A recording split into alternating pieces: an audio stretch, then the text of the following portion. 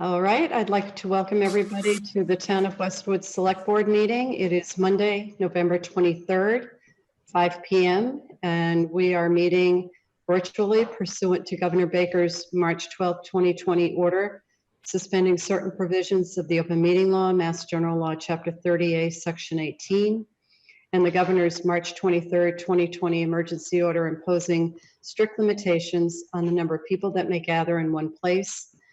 So this meeting is being held remotely and is posted on the town website so that people are able to find how to connect to this meeting, and it's also being streamed live by Westwood Media Center.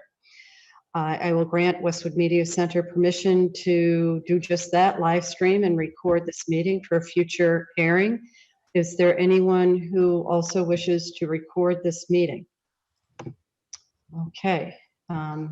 We shall move right into Chairman's update. I will start by saying that I am assuming the role of acting chair for this meeting, as Mr. Hickey had an emergency situation he needed to deal with, and we wish him well. And I'm here with Michael Walsh tonight to conduct the business that we can with just being the two of us here. Just a moment. Okay, so under Chairman's update, sometimes we have really nice news to share with the community, and I'll start with one instance here. We have a resident who is celebrating, or just celebrated on Saturday, her 100th birthday. Carmela Hunt turned 100 years old. She has been living in Westwood since 1959. She was here with her husband, George, who is now deceased, and raised 3 children, Robert, George, and Lucette. And she still lives in her home after 61 years.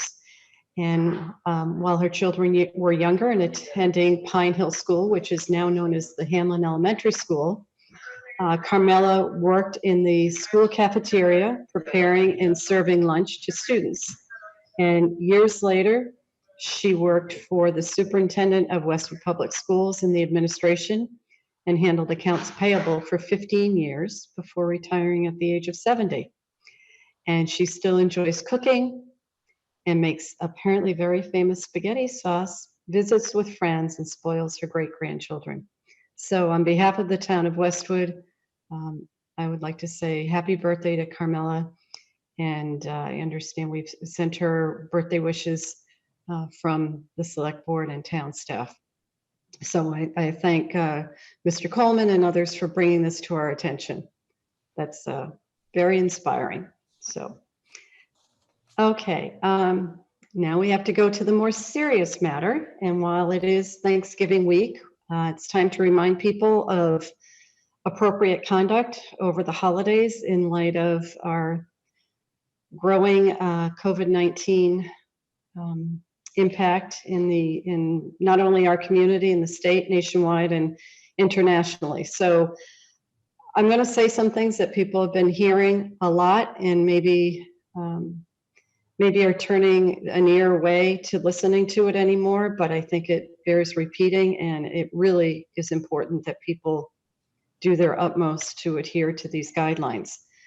Wearing a mask when in public is a very positive and responsible thing for people to do. You should stay 6 feet away from others who do not live in your household. That means people you're not around all the time. So if you're in a household and you're contained in that area with your family, that's understandable. But outside of that, 6 feet distance at a minimum. Wash your hands regularly. In the Commonwealth of Massachusetts, Governor Baker has issued orders that indoor gatherings are limited to 10 people, no more than 10 people, and outdoor gatherings, no more than 25 people. This is especially important as we go into the holiday season. Residents in Westwood should limit their gatherings to people in their immediate household only. Avoid sharing food and drink. By that, we mean don't eat off the same plate, don't drink from the same glasses. Do your best to remain distant so that the COVID germs that may be present do not get shared. If residents plan to travel during the holiday season, which is being strongly discouraged by many doctors. It is important that you comply with the governor's travel order. Information on this is posted on the Town of Westwood website under the COVID-19 link. And the best way that people can stay safe during the holiday season is to stay home. It is, lots of information is available to people, again, by going on the town website. Information is sent out to people on COVID and other activities in the town through the Westwood Wire, which is an email communication, electronic communication. And if you want to sign up for this or alert Westwood messages on important matters that get sent out via email or phone calls, you can go on the town website to be able to sign up for news alerts. And if you have any trouble being able to do this, please call Town Hall at 781-461-6770 or 781-326-4172. We have a lot of very capable people at Town Hall who would be happy to help you. And we think it's important that all residents be able to connect information from the town. So please do so. Please sign up. Okay, next up, we have under scheduled action, our annual town collectors report. Nothing more riveting than this, Al Wisialko. Really exciting. But I have to say, I think under the circumstances, your information is particularly important this year, that people hear how we're doing on collecting the various types of tax revenues that we do collect. And I think what you're going to share is extremely important so that people understand the general health of the town fiscally is very strong. So I'll turn it over to you, our town accountant, Mr. Wisialko. Thank you, Nance. You're welcome. Tish, are you able to put the charts up?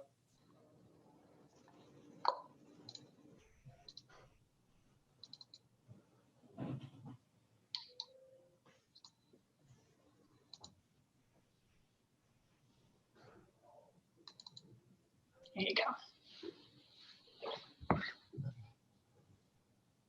You all set?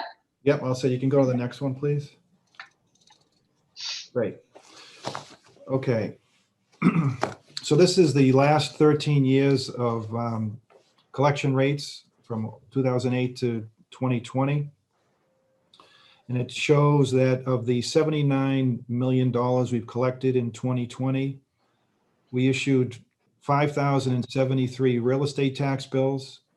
The average real estate tax bill based upon the average assessed value of $660,000 was $9,576 for the average household.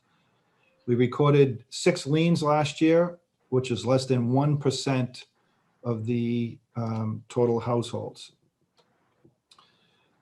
Of the collections on the real estate tax side, 50% of them are paid by banks or mortgage companies. The other 30% go through lockbox in the town, or people come to town hall. The remaining 20% are paid online using the town website, which is www.townhall.westwood.ma.us. And then you go to the pay bill section, very, very easy. It's actually, if you do it online and use ACH, it's 40 cents, which is less than a postage stamp. So we would really appreciate if taxpayers and residents can go and do that. That would be great. And you can actually pay real estate, motor vehicle, sewer, personal property tax, and you can also make a donation to the Aid to the Elderly Fund, which I'm a big proponent of. So that's my plug on that. Next slide, please. So this compares Westwood to other communities on our collection rates. Okay. Negligible difference, it looks like. Correct. People continue to do well. Okay. So this shows collections through June 30th of this year. The motor vehicle of 3.3 million. Since June 30th, we've collected an additional 160,345. So that brings the motor vehicle excise tax up to 3,529,086, which reflects a 96.17% collection rate. Ambulance, you see there at the 790,409. And the town accounts of 1,162,600 is broken down by the majority of it is police details of 975,264, which represent 84% of the 1.1. In addition, 302 residents in town pay an additional $150 a year for an extra trash barrel.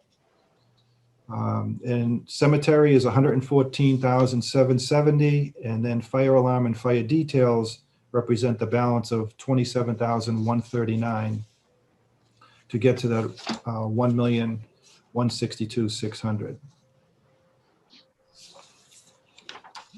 Next slide, please. This is interesting. The top 10 taxpayers in Westwood.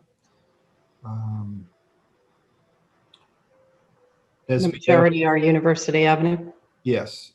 Eversource, Meditech, Westwood Gables, Fox Hill Village. AGNL is Lifetime Fitness, 101 Station Drive. AMR is the Audi Porsche Acura dealership on Route 1. Target and University Station Phase 2. Next slide, please. As you know, we have a split tax rate. If we look at the 2020 number, the residential pay 14.51, and which represents 75% of the total commitment. And on the commercial side, it's 28.2, which represents the balance 25%. And I know the assessors are going to talk about that after I speak on the shift for this year. Next slide, please. So the total budget for fiscal year 21 in the collector's office is 207,506. Salaries, we see that number there. The expenses in the 84,350 represent the biggest chunk is postage, which is roughly 25,000 or 30%. We have lockbox, supplies, envelopes, bills that make up the balance. If we take the collector's budget divided into the total collections of 89 million, it's 0.002 of the collections, which I think is the most cost-effective office in town hall. Next one, please. So the long-term staffing, a commitment to service to the town residents is essential. We have long-term staffing. Janice, my assistant, who's been there 12 years in the collector's office. Laurie has been there 3. They both do an outstanding job. Ongoing attention to detail and ensure accuracy, very important. Continue to automate the collections, the motor vehicle, sewer, real estate, personal property, and I spoke about paying those online. Continue to maintain staffing at the same level with high collection rates. Planned space move in the town hall, which we moved this past weekend. Can you mention how the move, what it is that was done and how it did? Sure. What we did is we moved into the old town clerk's office. So Janice and Laurie are over there. I spoke to Janice today. She was unpacking, trying to find everything, but she was doing a great job. And I think that's essential because it's more secure than where we were before. Mm-hmm. We collect a lot of money in the town, and it's much more secure area. We don't have people walking through the office. And I think that's essential. And John, have you moved? No. You're on mute. I don't think he has. We have not moved yet. Now that the collectors have moved, we're going to start doing that end of this week, early next week, I believe. Great. The last thing I want to bring up is the COVID-19 update, some changes. As you know, the town hall has been closed, but there's a box out front that is checked at least twice daily. We want to keep our staff and the public safe. We continue to answer emails, process payments, answer taxpayer calls and inquiries every day. If you if you're a resident and you need to make an appointment, but you can call the office. Some residents want to a receipt for their payment, and we're more than happy to supply that, or they want to pay in cash. They have to call the office and make an appointment, and we'll be more than happy to take that. We're able to accommodate them, which is essential. We have not stopped going into the office at all. The office is open and respond every day to taxpayers' calls and emails. And I'd just like to thank the residents of the town of Westwood for their prompt payments and their patience during this difficult time. But everything seems to be progressing very well.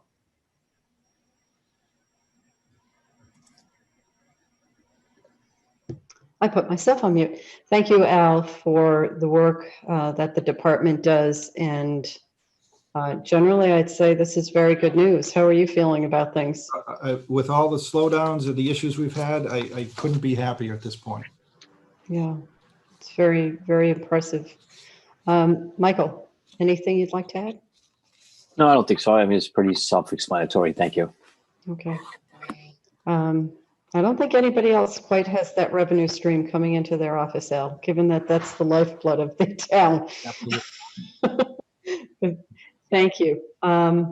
Okay, so I don't see any questions coming in. Connor, I'll check in with you periodically. And if I fail to, and you have anybody asking a question that you see, please give me the heads up, okay? I will. I have not and do not see anybody at this time. Okay, thank you, Connor. Okay, Pam, Al mentioned that we're going to be talking about the tax classification. This is a public hearing that has been posted. I want to confirm that with Tish, that this is a posted public hearing. Yes, it has been. It was posted Okay. to the website. Thank you. And this is an annual discussion that we have. I believe we have one of our assessors here, Mr. McEwen, welcome. And we have Pam Dukeman, our Assistant Town Manager and Finance Director, and John Curran, our assessor, who is the day-to-day operational guy in the assessors department. And we're happy to have you here, John. So I'll turn it over to whomever wants to take the lead on this presentation, and I'm sure we'll have some discussion. Thank you, Nancy. Tish or Connor, could you let me share the screen and I'll put up the presentation? You should have permission to be able to do it on your own. Okay. Can you see it? Oops. Not yet.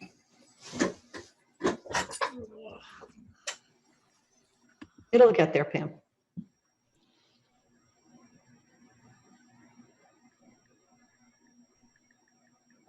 I apologize. Okay. Want me to do it? But I think I got it. There we go. There you go. Yep, you're all good. now? Yes. Okay, sorry about that. So I can monitor the presentation. Chris or John, do you want to do the first couple of slides? Sure, I'll be happy to do that. But If this you is could- our annual tax classification hearing where the Board of Selectmen set the shift between the commercial and residential property. So what we'll go through first is some information on the values for FY21 that have been certified by the Department of Revenue, and then talk about the assessor's recommendation for the shift factor. All right, Pam, if you could just go to the first slide. I believe we're on page 3 here. Mine shows page 2. Do you see that? Yeah, we'll see page 3. Can you just back up one? Or 2, depending on what John wants. I'm sorry.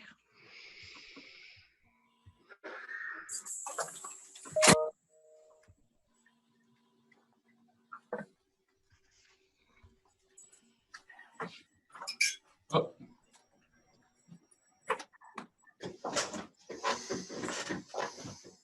Gonna try again. I'm sorry.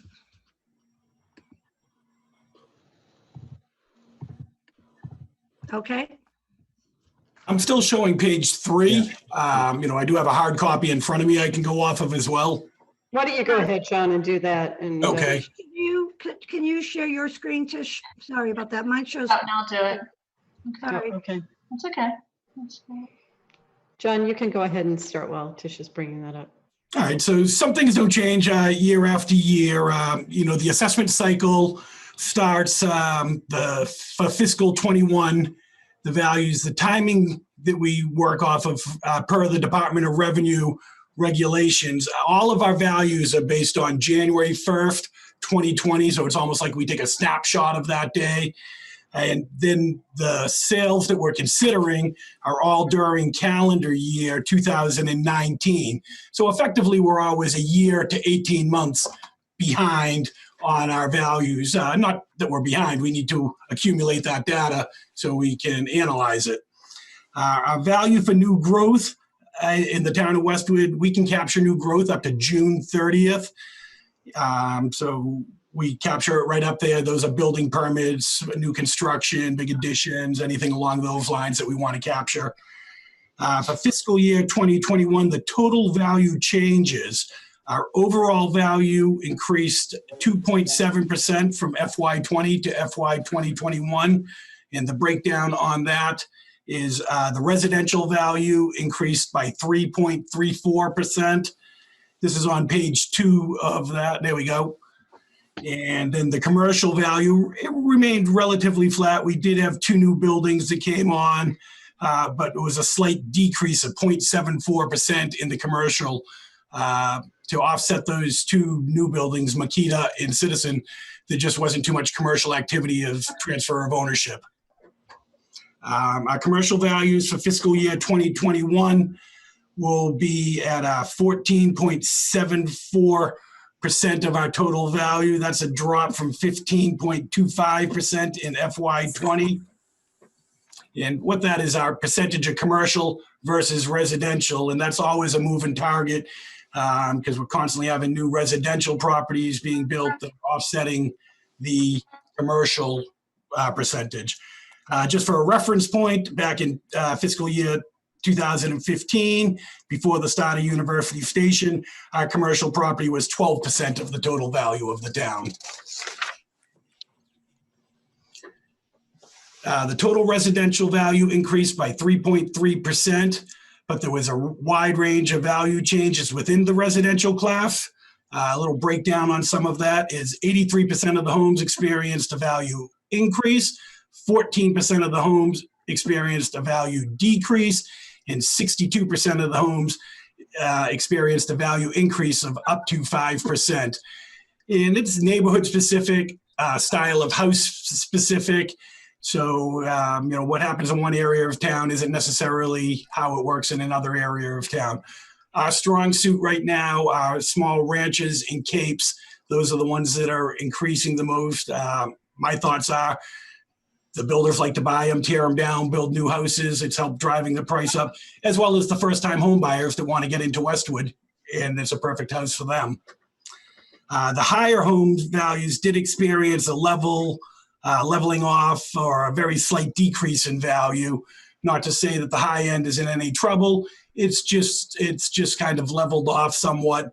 We do have our outliers of very large properties that are on the high end, but for a majority, Fox Hill, Fox Meadows, some of the properties down off of Summer Street, they've been relatively stable with no major increases in value. Our 500 to 800,000 value range have experienced a greater increase in value based on sales. And I feel that's Westwood's sweet spot right in there. Properties that are priced in that area that are in good condition do not last long on the market.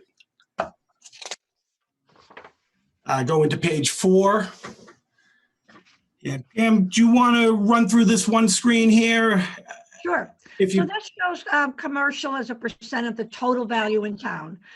So as John mentioned, in FY21, commercial will represent 14.7% of the total value in town.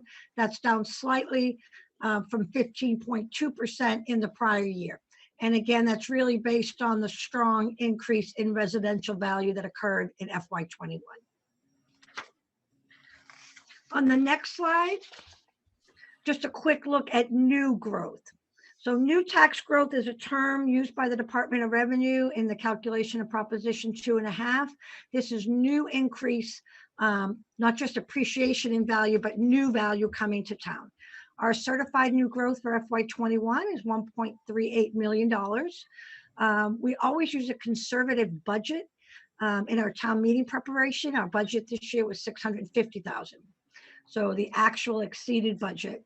The residential portion of that new growth, $840,000. That included new housing development in town, as well as the new condos coming online at University Station. The commercial new growth, $539,000. That was about $125,000 in new commercial tax value and $414,000 in new personal property value. We always like to just point out a couple of things with University Station. The value that we can carry for FY21 is what's there as of June 30th, not today. Most of the value from University Station in FY21 came from a residential component, the new condos. And as John previously mentioned, there were some new commercial value increases, including Makita. And we were able to bring on a small amount of the Citizens Bank. While there was development there, the first year, the majority of that is exempt per the TIP agreement, and we will be able to pick that up in the subsequent years. The next slide just summarizes the shift factor, which is what would be the shift over to commercial above what they represent in value. And the Board of Assessors is recommending to keep the shift factor at 1.70, which is the current factor in place for FY20. The next bullet there shows you where the shift factor has been the last couple of years. At the 170, the commercial property, while being 14.7% of value, will pay 25% of the total taxes in town. And again, before University Station, commercial only paid 21% of the total taxes. So now it would be 25%. And that split tax rate is a huge savings to our average home. It's about $1,300 or 14% savings to the average home in town by having that split rate and having the commercial pay at a higher rate.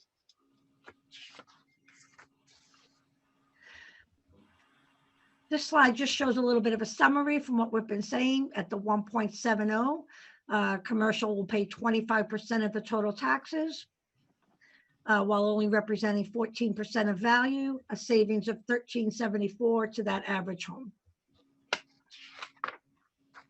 On the next slide, we show an impact. This is a sample home that we've tracked for several years. That home now would be valued at about $676,000.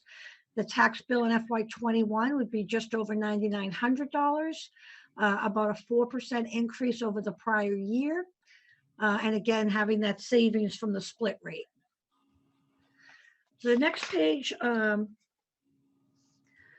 John pointed out, the new housing stock in Westwood is coming online at a higher rate each year. So the new houses being built are in the $1.2, $1.5 million range. That is resulting in an acceleration of our average home value. So on the Department of Revenue website, they calculate an average value in town. Right now in FY21, that would be just over $837,000. That's higher each year because of the high-end growth coming on for the number of new parcels coming on. So we want to point it out that that's the average value calculated by Department of Revenue, about $837,000. The median home in town, so half the home value is above, half below, is now about $725,000. So again, we've seen an acceleration in both of those values over the last couple of years as all new residential development in town is coming on at a very high-end value. The next slide, we just want to point this out, and this is something we include in our town meeting book. We include in the book that goes out to every home in advance of town meeting. There is no one set home value or one set change in value each year. As John mentioned early on, while overall residential value went up about 3%, we saw a very wide range of change in value based on various homes. So this sheet here shows actual homes in Westwood at varying levels of value. from a $1.9 million home at the top down to a $530,000 home at the bottom. And for each of these homes, we're showing the change in value and then the change in tax bill, the increase or decrease in tax bill they will see for FY21. And you can see by that final column that there's a very wide range of tax bill impact. This is just the way Prop 2.5 works. We spent a great deal of time at the last FinCom meeting going through this. Prop 2.5 limits the total amount that a town can collect in taxes. It does not limit or control the actual tax bill increase for any one home. It does not limit that to 2.5%. It looks at total taxes. It's then distributed on the total change in residential value, which was 3%, but actual tax bill income, as this chart shows, can vary widely depending on what happened with each home's value. And home values are set by what's happening in sales in different neighborhoods. All of those values are certified by the Department of Revenue. John and the Board of Assessors does a great job in getting all that information into DOR. It's based on actual sales. It does result in a wide range of change in values each year. The final slide we have is commercial rate. John, do you want to talk to this slide or? Yeah, sure. On the rate, so there's a slight increase on them. Let me get acquainted with this again. So this screen here is showing our rate versus some of our neighboring towns. We can see right down the bottom is 1451 was our prior year's rate. I think we have to go back to screen 7 to show what we're proposing for the actual tax rates this year. Sorry, this is just giving a sample of how our commercial rate compares to other communities. Okay. We have in FY20 because not everyone has set the FY21 rate yet. Okay, so that's it. So this is the summary information that the Board of Assessors went through, and they are recommending that you keep the shift at the 1.70, which is what we had in the current year. If there's any questions on that, would be happy to. I think just so we can see it, we might want to go back if we can to page 7, where we can see what the actual residential and commercial rate's going to be for FY21 with the agreed upon 1.70 shift.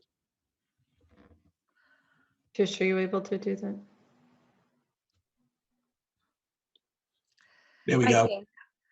Okay. So at the thanks, Tish. 1.70, the residential rate would be 14.78 and the commercial 28.58. And what the select board actually votes is not the rates, but the shift factor, the 1.70. And the rates come out of that.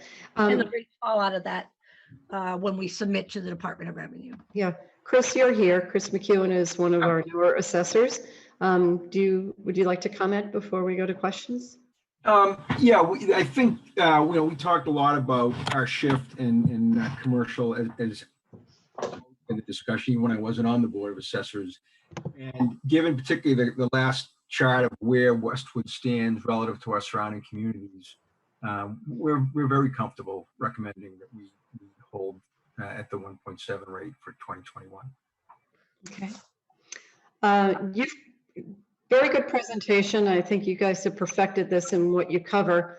I know it's often a bit of a brain cramp for people who aren't used to all the lingo that goes along with the assessed value, the lag, the ability to capture new growth after we deal with sales that are much older. And it's a very, I'll call it a sausage factory to get all this information together to look at this, but it is a Department of Revenue driven methodology.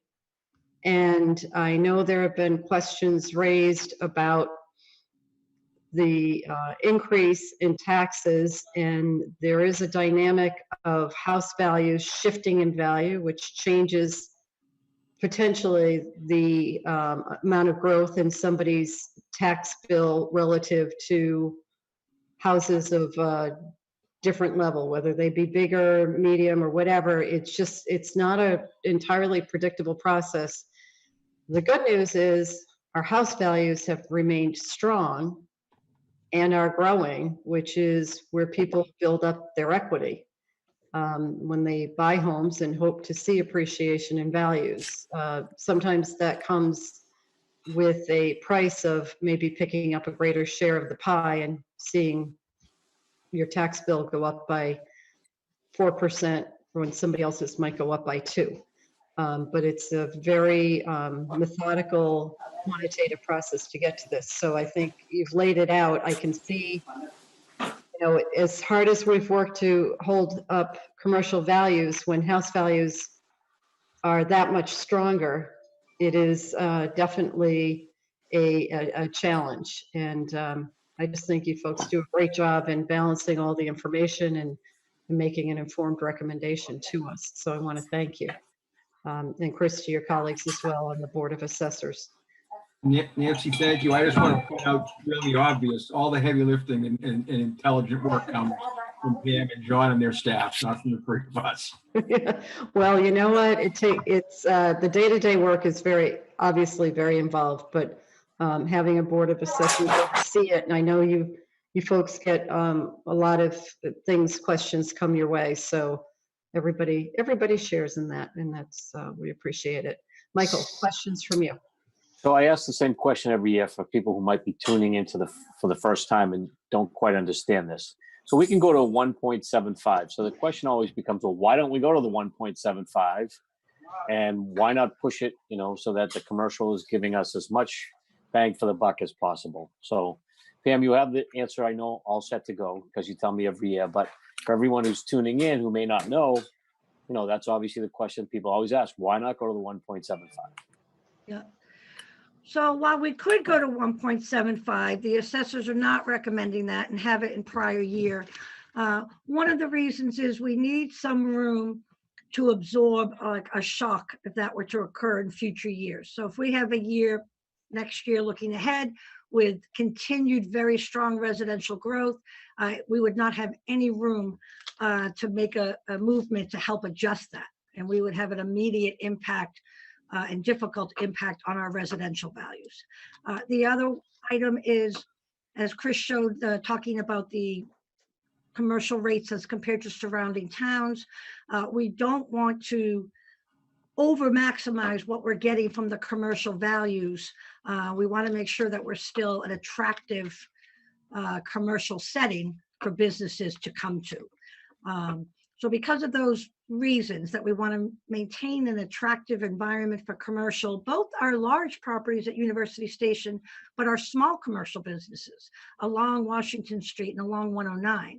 And because we need some movement to allow for future impact. And the assessors are always looking ahead with doing this.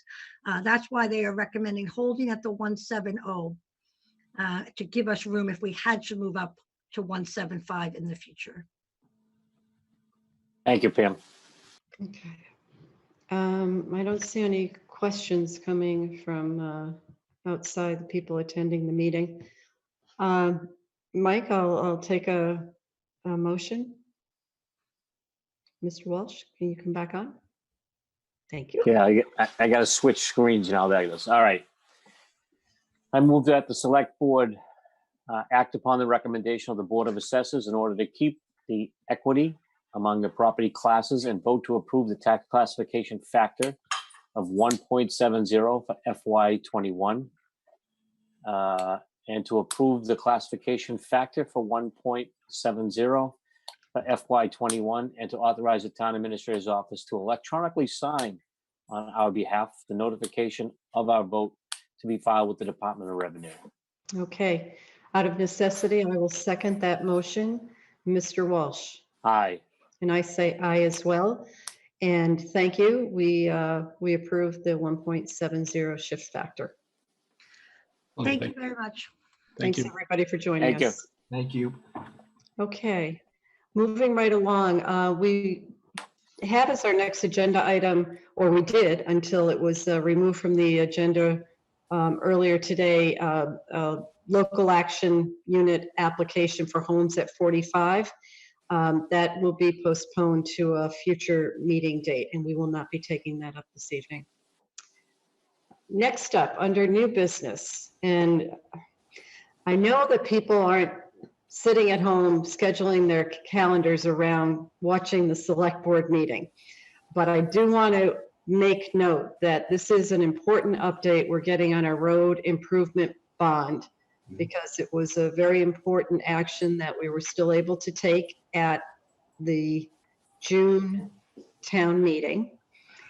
And our DPW department has been very busy working on many projects around town. So tonight we have with us Todd Corchin, our DPW director, and we have, I think, Brendan Ryan is still with us. Yes, Brendan, I see that you're there, our assistant director, and we welcome both of you. And I'll turn it over to you, Todd, I don't know who's presenting, but I think it's really important that people know how this important investment has been put to work. So thank you for joining us tonight. Well, thank you for having us tonight. And, like, as always, we appreciate the town's support. And without that, the previous town meeting, we wouldn't have been able to embark on this, on what I call, 4 major, very important projects in town. So we're happy to report tonight that we've begun work with the road improvement bond.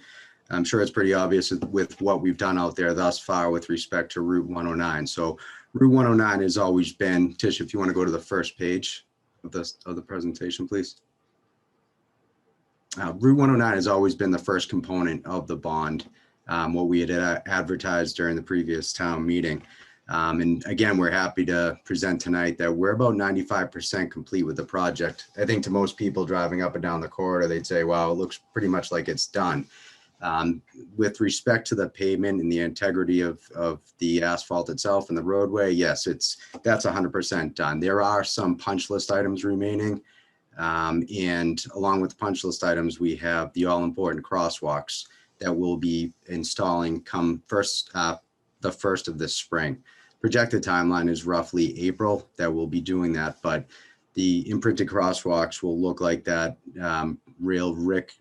red brick texturized imprint material. And it's our hopes, actually, with where we stand budget wise right now with the entire component of that 109 project, that we're going to be able to hammer out more than what we initially expected as far as being able to utilize this material and continue the imprint work all the way down the corridor. So we're happy to report on that.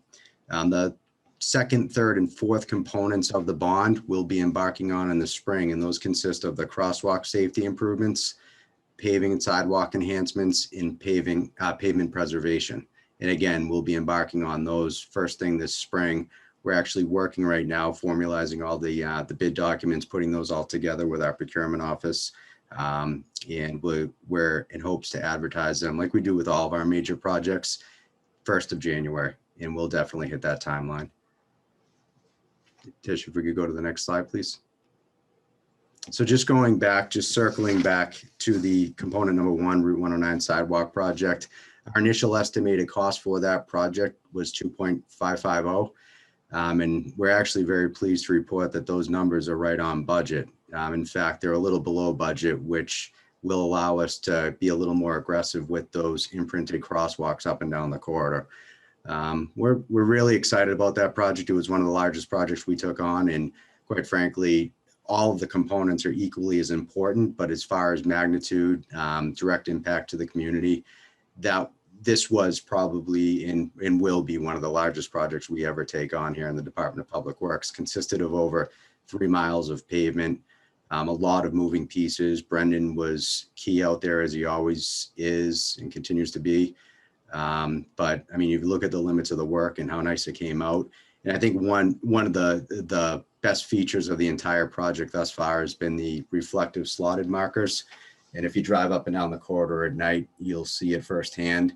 It almost looks like there are actual lights embedded in the pavement. And it just adds another component of safety into the corridor, especially where we went up by 128, up by the Louderbrook area, where we had obviously people have observed and seen the change to a 2-lane configuration. And it just delineates that new feature that we have incorporated along 109 all the way up and down the entire corridor, though. Todd, how does that material or the treatment hold up over time? Is that a reliable groove and the reflectors hold up, or is that a high maintenance item? They're recessed into the pavement, so to declare them high maintenance, the reviews that we've received on the material is that they're not high maintenance, but will they need attention or require attention over time? Probably. But they're very durable, and I would expect them to just be right in line with just any of our pavement management, maintenance routine, annual. But they're very durable. You see them a lot on the highways themselves. But I wouldn't expect to have any problems with them, and they're relatively cheap. Something that if anything comes up, we'll be able to absorb in our operating budget anyway. So, Yeah, it looks great. Tish, if we could go to the next slide, please. So the second component of the bond, again, we'll be bidding these projects January of 2021. Obviously, the crosswalk safety improvements, and this was presented on several occasions over the town meeting process. The estimated cost for the locations and the improvements is approximately $500,000. This study looked at all the existing traffic conditions, markings, provided recommendations for all 202 locations, be it some were minor, some were a little more involved. But again, that bid package is currently being prepared. In fact, we had our engineering consultant out in the field starting this week, just fine tuning some details pertaining to the study. And they're going to be putting all those documents together. And again, we'll be working with our procurement office. This will be another package that is bid this January, and weather permitting will get out the door the 1st of this April. Great. Tish, if we could go to the next slide. This just gets a little more in depth. And again, this was presented during the town meeting process. Just basically describes what the study consisted of and what we really worked around. A matrix was developed representing all 202 locations. And it really just came up with those improvements that need to be had out there. This has been a long time coming, and we're excited to finally get out and address all these locations, not only from an ADA compliance standpoint, but also just from whether it's slight geometrical reconfiguration of some sort, vegetation trimming, detectable warning panels, or enhanced signage, or even imprint work. All those are going to make a great deal of difference and bring us really to a level of safety that probably not too many, if any, communities in the Commonwealth will be able to say and brag about. So we're excited for this component. Component number 3, again, this is gonna be one of those eye-popping and just out of the gate major improvements that people are just gonna notice right away, as our paving and sidewalk enhancements. Again, another bid package, January of 2021. And this work will consist of just improving our sidewalk infrastructure throughout the community and locations that we have deemed necessary to do so. We're looking at High Rock Street, Hartford Street, Pond Street, Winter Street, along with E Street.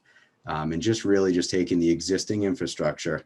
And important to note, again, it's existing infrastructure. There are no new sidewalks being installed anywhere in the community, but we're taking the existing infrastructure and just improving those.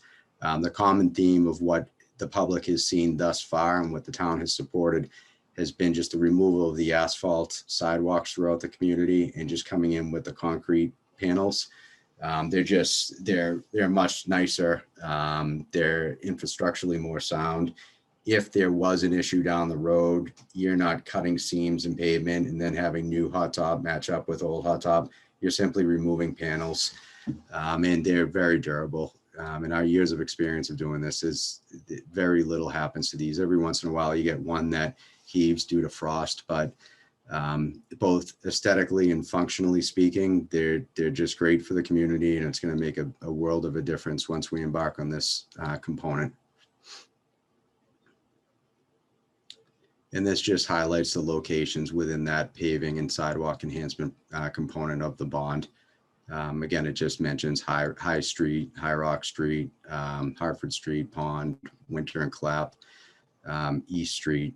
So there's some good work to be had here. Again, I don't want to shortchange either that Winter Street, Clabbertree Street intersection project. That was a project about a year and a half ago. We went out and we tried to obtain some state funding. and wasn't able to do so at the time. And we just bundled that into the bond as a package. So that is all part of this third component. And then the fourth component is our final component within the bond. And this consists of preventative measures to be funded through the road bond in conjunction with paving through the Chapter 90 program.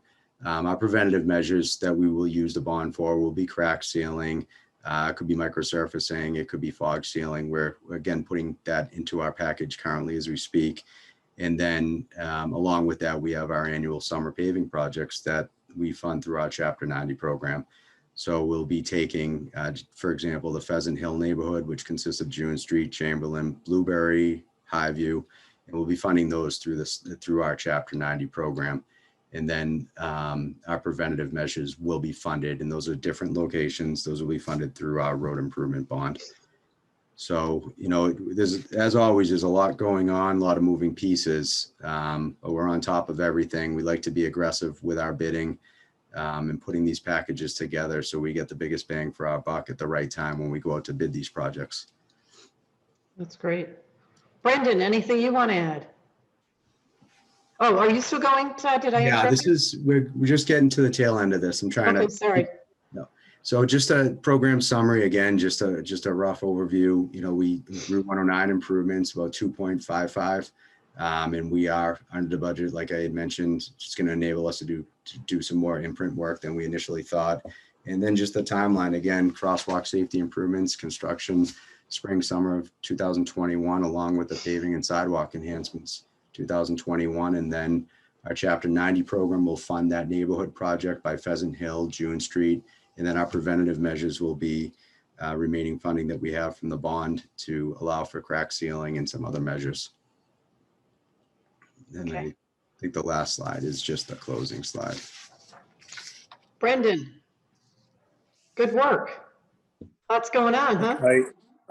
It was a great project, and I mean I can't say enough about the police department too, because as much as, you know, this was a lot of headaches on us, it was a lot of headaches on the police department, and they worked as a team player with us, and they navigated through all the details and the phone calls. So I know Chief Silver and Joe played a big part in that as well. So shout out to the police department on that end of it.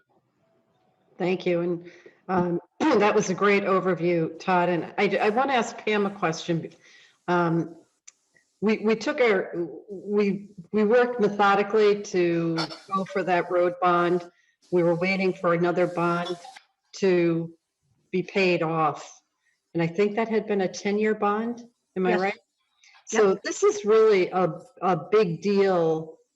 You know, a lot of money being spent on the infrastructure in the town. So did we do this one again? We're doing it through a 10-year bond. Is that something we're going to borrow down the road a little bit when the projects are done?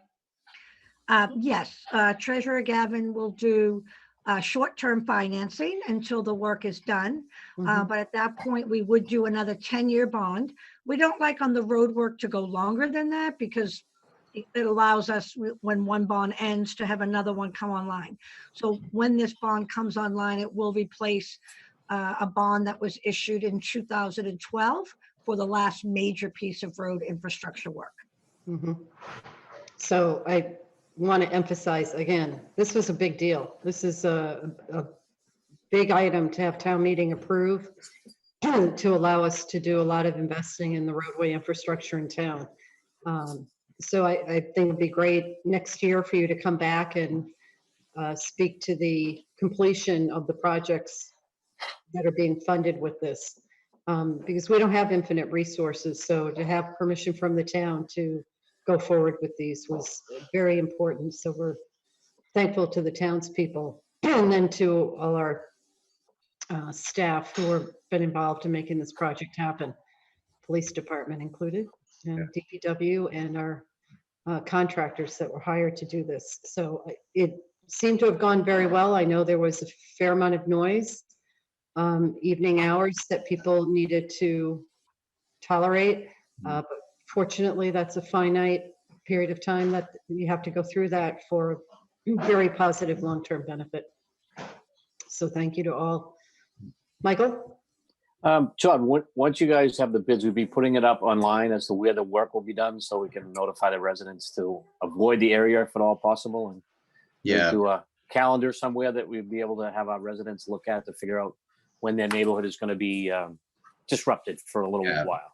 definitely. We'll be sure to do that. I mean, we're pretty good with respect to our internal projects. I think where we've had some loopholes have been when outside utility companies have come in and taken it upon themselves to just create their own schedule without letting us know.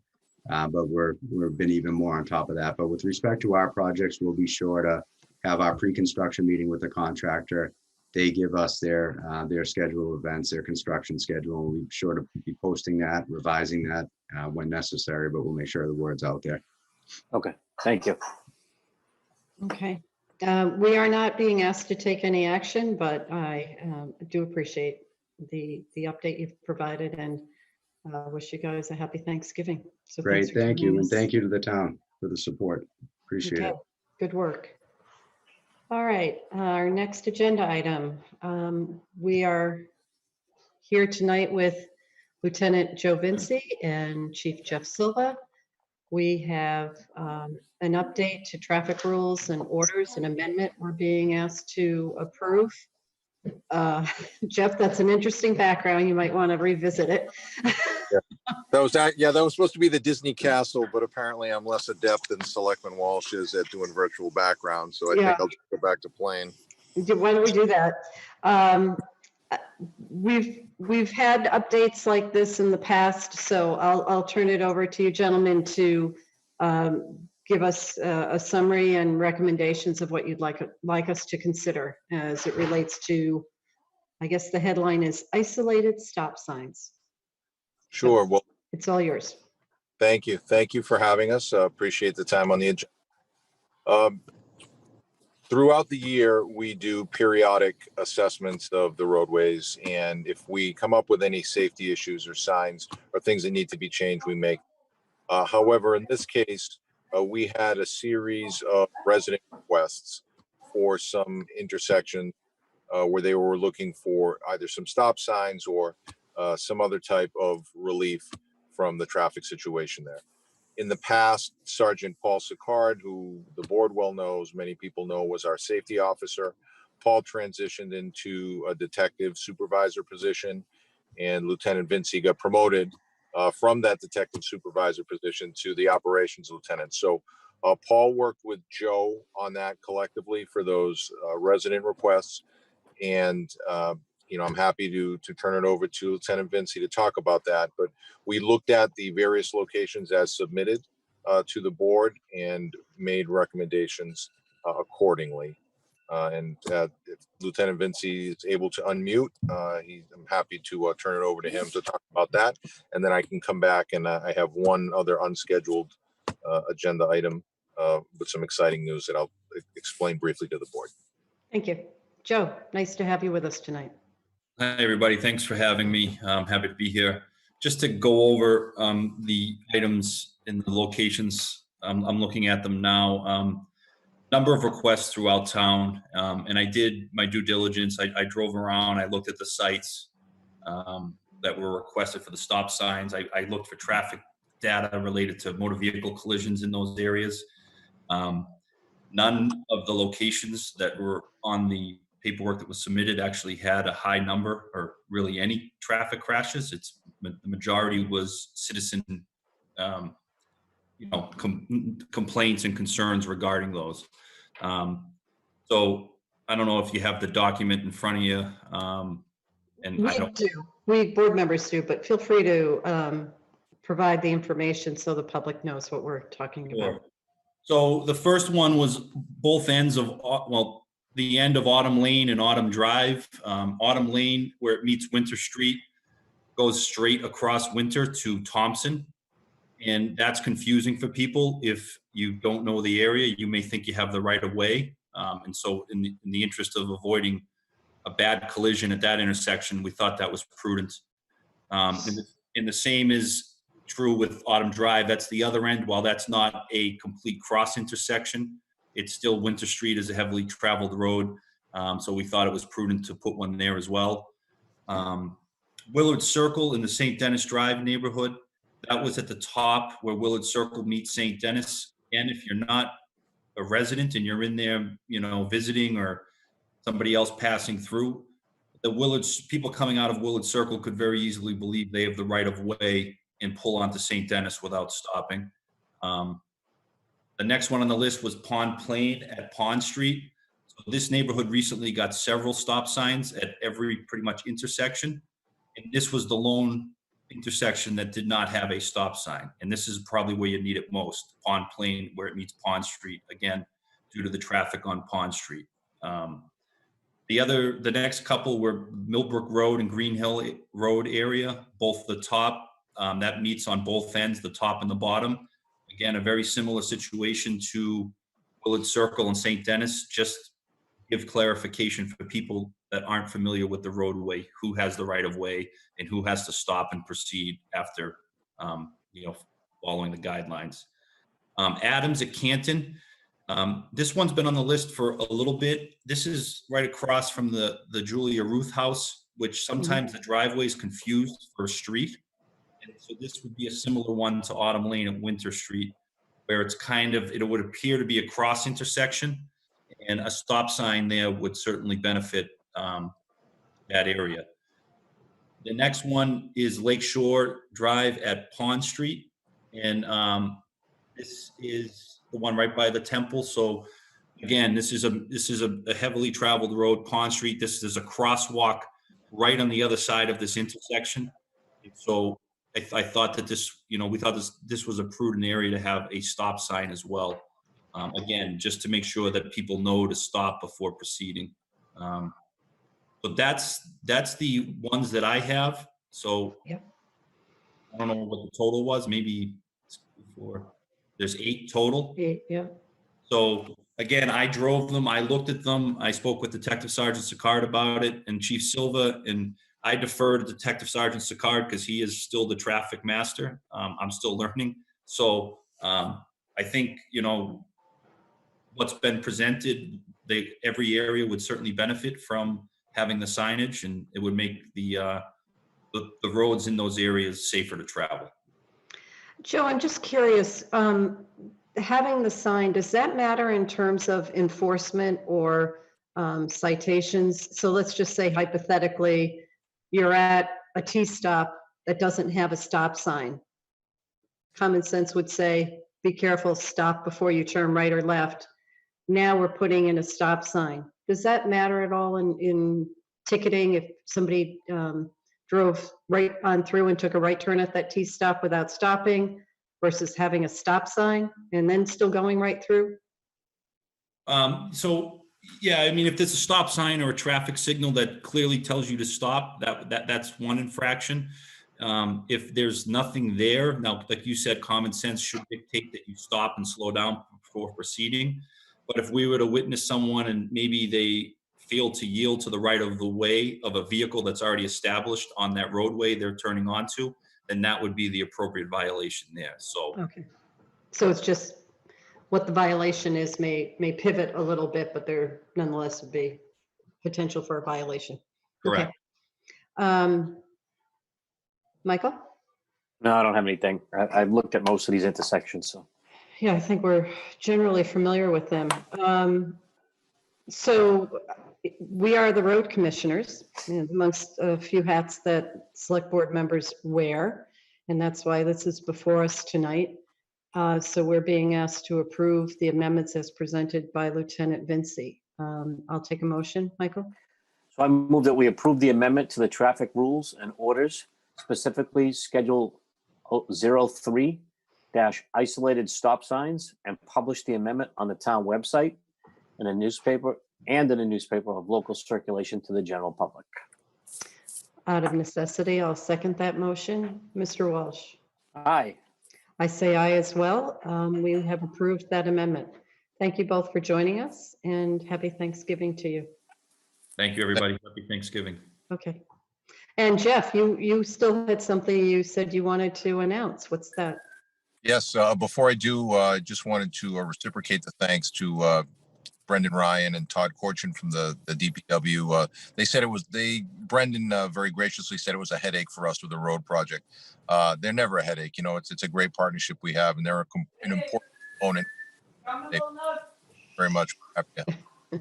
The thing I did want to mention was that today, a very exciting day, and if you checked the Twitter feed, you already saw it, was day one of in-town training for our 3 newest police officers. So there'll be a date in the future where, we hope that we're not doing it virtually, but that's beyond the scope of our control, where I get to introduce these 3 officers to the board. But just for the people that watch, so they know, officers Sean Hannon, Casey Collier, and Fred Allen started today their field training at the police station. That'll take about a week or 2, doing some administrative things in the station. And that's part of a broader 12-week program where they're paired up with veteran police officers and supervisors to get acclimated now that they've completed the police academy, which they just graduated on Friday.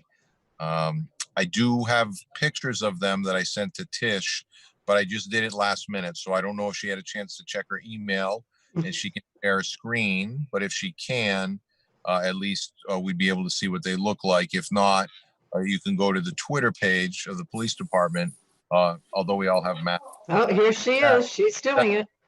So Okay. thanks. Hold on, I just need to. So that's the first one. The picture we just saw was Officer Sean Hannon. Oh, that's not it.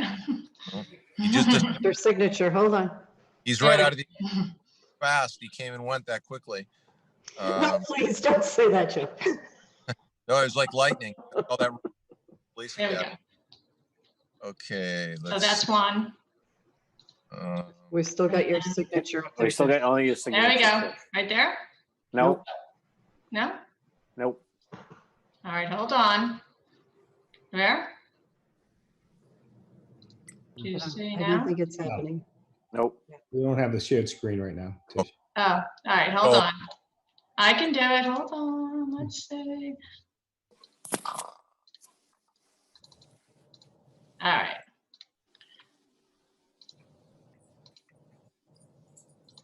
This gentleman? There you go. Okay, yes. There you go. That looks like that's Officer Casey Collier. Okay. Let's see who the third one is. And this gentleman. This gentleman. That's Officer Fred. Well, we look forward to meeting them, Jeff, hopefully not on the streets, but in a meeting. And please welcome them to their new roles on behalf of the select board. Great. Thank you. Be happy to do so. That's great news. Thank Yeah, it you. is. Okay, Great job. a lot of good things happening, even in spite of all the challenges we have to get work done. So I'm very appreciative to everybody.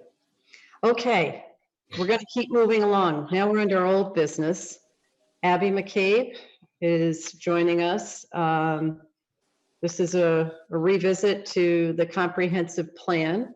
At our last meeting, Abby was with us and Jack Wigan providing an overview of the plan. And thank you, Nora, you're here with us as well. And we had some brief comments. I know since then you've opened up the public hearing with the planning board, and there were extensive comments and public participation. So I guess I would start out by asking, what is the status given all the input you've received, including input from the select board? I'm working on it right now. That's why I had my camera off. So right now I'm working on the changes and edits that were received at last week's public hearing. And then since then, at the public hearing, we announced to anyone to please provide any edits by the end of the day tomorrow.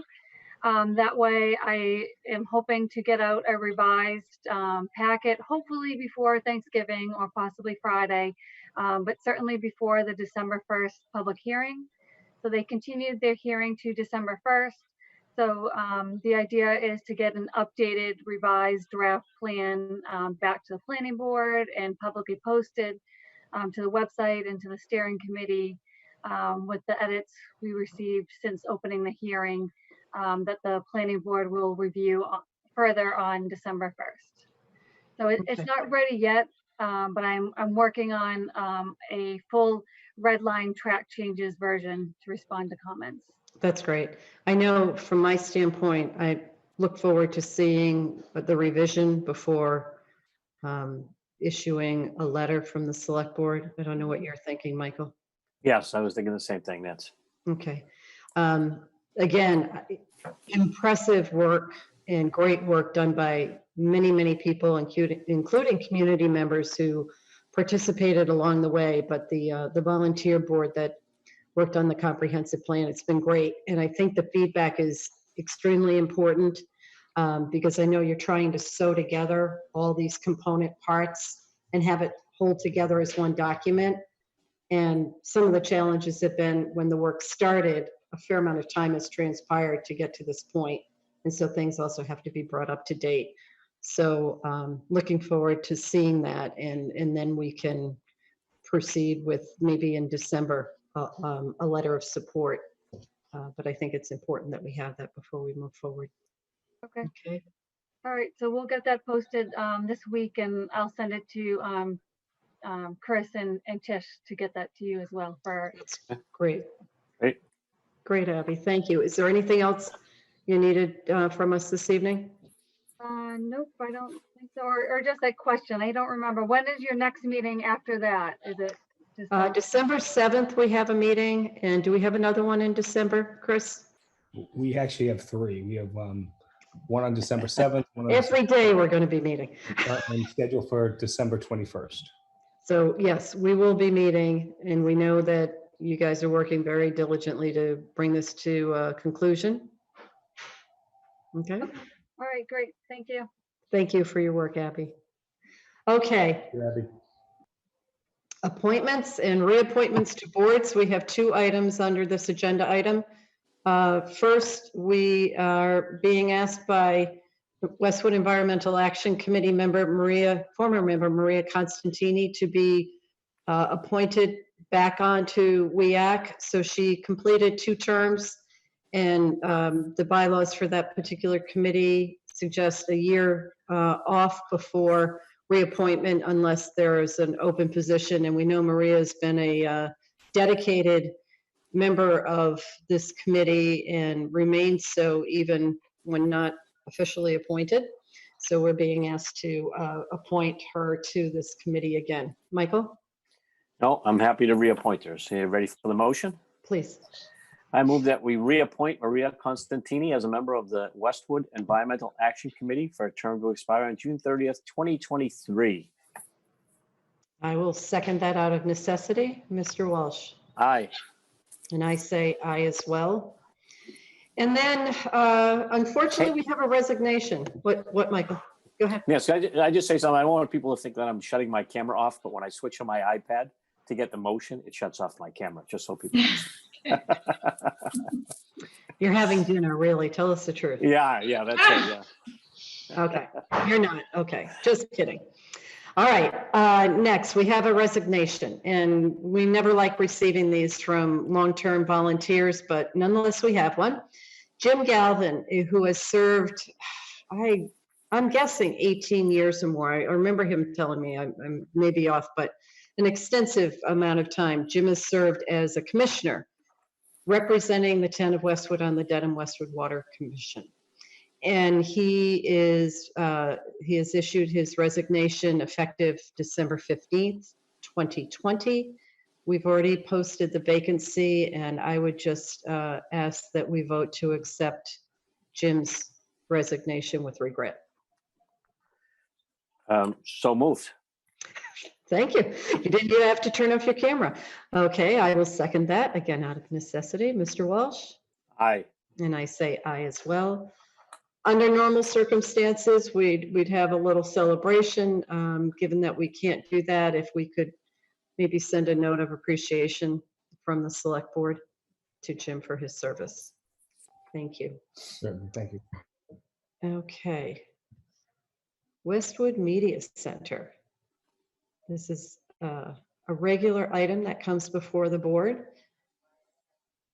The revenue receipts that come into the town of Westwood from Comcast and Verizon then are transferred out to Westwood Media Center per contracts for PEG access funding.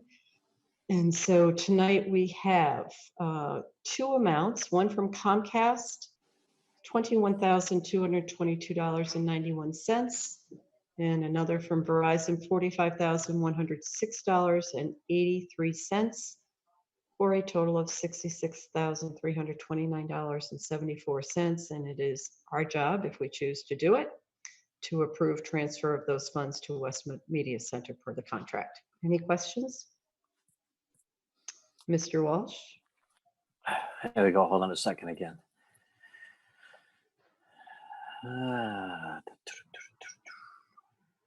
It's the only thing bad about using the iPad. Okay. I move for the select board to approve the transfer of $21,222.91 from Comcast, as well as $45,106.83 from Verizon, totaling $66,329.74 to the Westwood Media Center for the licensing agreement and the Westwood Media Center agreements signed by the select board. Out of necessity, I will second that motion. Mr. Walsh? Aye. And I say aye as well. And that transfer of funds is approved. I will suggest we pass on minutes until Mr. Hickey is here as well.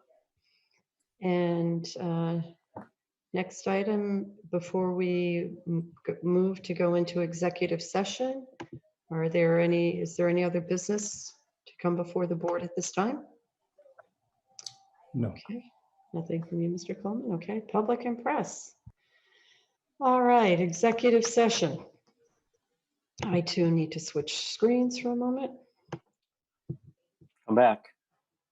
I don't think mine shuts off, does it? Doesn't seem to, Okay. no. No. All right. So the select board will now be going into executive session to discuss one issue pursuant to Mass General Law, Chapter 30A, Section 21A3, to discuss strategy with respect to ongoing litigation, the discussion of which would have a detrimental effect on the position of this governing body if conducted in open session. We will not be returning to open session. I will note our next meeting is scheduled for Monday, December 7th. If in the event we need to have a meeting before then for business that was not taken up tonight because of the absence of one member, we will provide the appropriate notice of such meeting. So I just put that out there that there's a possibility that we will meet before December 7th, 2020 as our next meeting. So I will take a motion to go into executive session. I move that we go into executive session for the aforementioned one reason. And I will second that out of necessity. Mr. Walsh? Aye. I say aye as well. Again, to everyone, happy Thanksgiving. Please stay safe, adhere to all the guidance that is provided, and we hope that you are healthy and we move into the holiday season collectively and take care of your loved ones. So thank you and have a nice night.